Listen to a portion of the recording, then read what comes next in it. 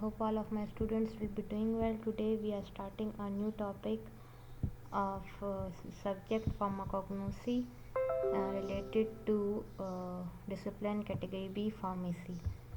So let us begin with the topic introduction to phytoenzymes.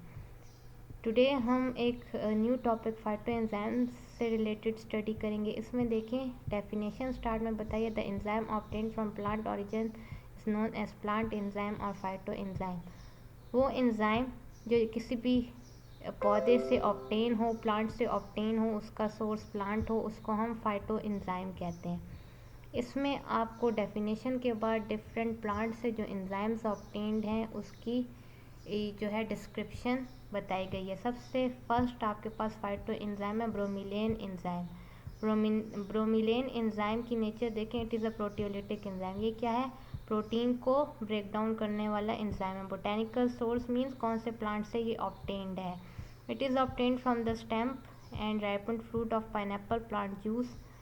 ये जो है, जो आपके पास स्टेम तना पाइनएप्पल अनानास का और राइपेंड फ्रूट जो पाइनएप्पल का फल जब पक जाता है तो उसके जूस से ये सेपरेट करते हैं ब्रोमीलेन एंजाइम को. और इसका बोटेनिकल नेम क्या है, नॉमेनक्लेचर क्या है, इसका साइंटिफिक नेम क्या है, अनानास सैटिवा. ठीक है, ये आपने याद करना है.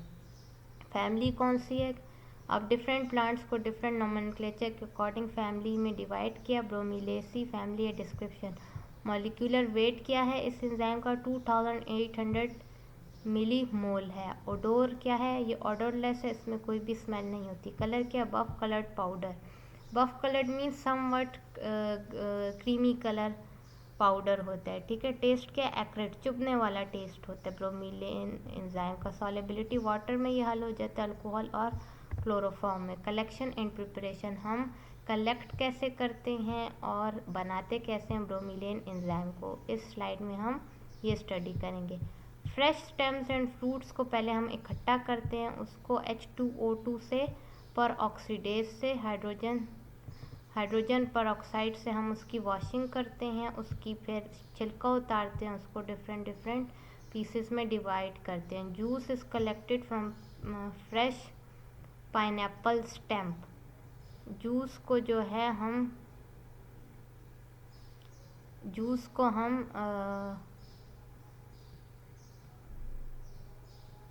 ताज़े जो पाइनएप्पल के जो तने हैं उससे हम एक्सट्रैक्ट करते हैं, निकालते हैं. और फ्रूट से जो है हम होमोजेनाइजेशन के प्रोसेस के थ्रू जूस ऑब्टेन करते हैं.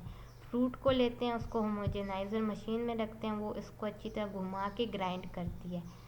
जब हम होमोजेनाइज़र मशीन में रखते हैं तो उसमें 2 केमिकल्स ऐड करते हैं, सोडियम एसीटेट बफर सोल्यूशन. ठीक है.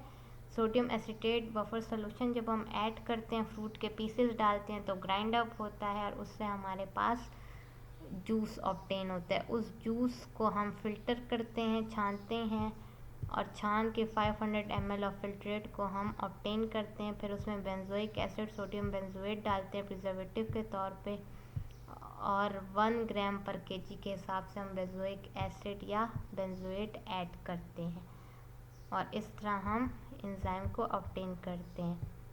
Filtrate obtain was called as crude extraction. जब हमारे पास छन के जो फिल्ट्रेट आया है उसको हम क्रूड एक्सट्रैक्शन कहते हैं. ठीक है. क्रूड कहते हैं जो अभी रिफाइंड फॉर्म नहीं हो, उसमें अभी भी इम्प्योरिटीज़ हैं. खाम extraction, in that bromelain is added then by centrifugation. फिर उसमें जो है ब्रोमीलेन जो हमारे पास आया प्रिजर्वेटिव्स के बाद जो एंजाइम आया है उसको दोबारा सेंट्रीफ्यूगेशन मशीन में रखते हैं 10 मिनट के लिए और 2000 रेवोल्यूशन पर मिनट, 4000 रेवोल्यूशन पर मिनट और 6000 रेवोल्यूशन पर मिनट के लिहाज से उसको रिवॉल्व करवाते हैं. किस टेम्परेचर पे रखते हैं, 4 डिग्री सेंटीग्रेड पे रखते हैं. जब सुपरनेट वाज कलेक्टेड, सुपरनेट वो सॉल्यूशन होता है जो आप सेंट्रीफ्यूगेशन का जब प्रोसेस करते हैं तो ग्राइंडर मशीन की तरह होते सारे के सारा जो जूस है वो ऊपर आ जाता है और जो खाम चीज़ें हैं, जो पार्टिकल्स हैं, वो नीचे बैठ जाती हैं। तो आप सुपरनेट मतलब सोल्यूशन को साफ सोल्यूशन जो होगा उसको ऊपर से कलेक्ट कर लेंगे और ये आपके पास ब्रोमीलेन एंजाइम होगा। इसका इस्तेमाल किन किन चीज़ों में होता है? ब्रोमीलेन एंजाइम को, जो कि आपके पास पाइनएप्पल के स्टेम पर फ्रूट से ऑब्टेन होता है, एंजाइना के लिए यूज़ करते हैं। दिल एंजाइना पेक्टोरस, जब किसी को हार्ट डिजीज़ हो, दिल का मसला हो, तो उसको चेस्ट पेन होता है, उस चेस्ट पेन को एंजाइना कहते हैं। डिस्मेनोरिया, जो फीमेल्स को मेंसेस में जो पेन फील होता है उसमें भी यूज़ करते हैं। सीवीएस डिसऑर्डर्स, कार्डियोवास्कुलर डिसऑर्डर्स वगैरह में भी इस्तेमाल होता है। आर्थराइटिस जो है, जॉइंट पेन वगैरह हो, जब आपके जॉइंट्स जो इन्फ्लेम्ड हो जाते हैं, ये ऑटो इम्यून डिजीज़ है, उसमें भी आप इस्तेमाल करते हैं ब्रोमीलेन एंजाइम को। एथलेटिक्स इंजरीज़, जो एथलीट स्पोर्ट्स करते हैं, रेस लगाते हैं, साइकिलिंग करते हैं, उनकी जो इंजरीज़ होती है उसमें भी आप ये एंजाइम लगाएं तो वो हीलिंग करता है चोट की। ब्रोंकाइटिस, सांस का जब मसला हो कि ब्रोंकाइट जब स्वेल अप हो जाए, इन्फ्लेम हो जाए, तो इसको ब्रोंकाइटिस कहते हैं। बर्न डिब्रीमेंट, जब आपकी स्किन जल जाती है तो उसकी जली हुई स्किन को हटाने के लिए टर्मिनोलॉजी डिब्राइमेंट यूज़ हुई है। डेब्रिस को रिमूव करने को डिब्राइमेंट कहते हैं। तो जले हुए हिस्से को रिमूव करने के लिए आप ब्रोमीलेन एंजाइम का इस्तेमाल करते हैं। कैंसर में भी आप देते हैं। Dermatological condition, cancer, skin cancer में मोस्टली टॉपिकल प्रिपरेशन की फॉर्म में स्किन के ऊपर अप्लाई करते हैं, जेल्स या क्रीम्स की फॉर्म में ब्रोमीलेन एंजाइम। स्किन की जो भी बीमारी हो उसमें भी डर्मेटोलॉजिकल कंडीशन उसमें भी लगाते हैं। डाइजेस्टिव डिसऑर्डर मतलब हाजमे का मसला, उसमें भी डाइजेशन को स्पीड अप करने के लिए। पैनक्रियाटिक इंसफिशिएंसी, जब पैनक्रियाटिक जूस सिक्रीट नहीं होता तो डाइजेशन भी इम्प्रॉपर होती है, तो उसमें भी ब्रोमीलेन एंजाइम देते हैं। थ्रोम्बोफेबुलाइटिस में भी हम देते हैं।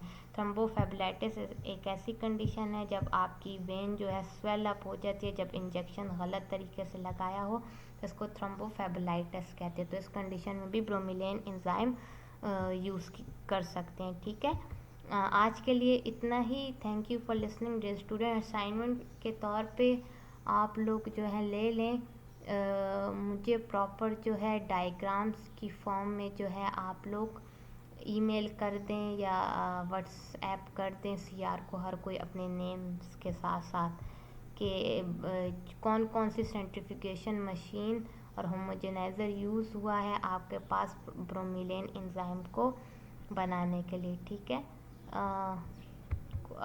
Thank you for listening. आप अपने क्वेरीज और सजेशन इस ईमेल एड्रेस में भी डाल सकते हैं, व्हाट्सएप नंबर पर भी फॉरवर्ड कर सकते हैं, या सीआर को भी बता दें।